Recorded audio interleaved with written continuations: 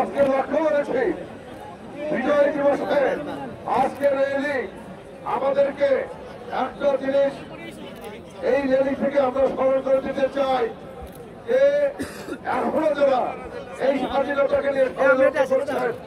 বিএনপিকে নিয়ে ষড়যন্ত্র করছেন, আজকের এই বিজয় র্যালি তাদের বিরুদ্ধে মোকাবেলা করার জন্য আজকের বিজয় র্যালি।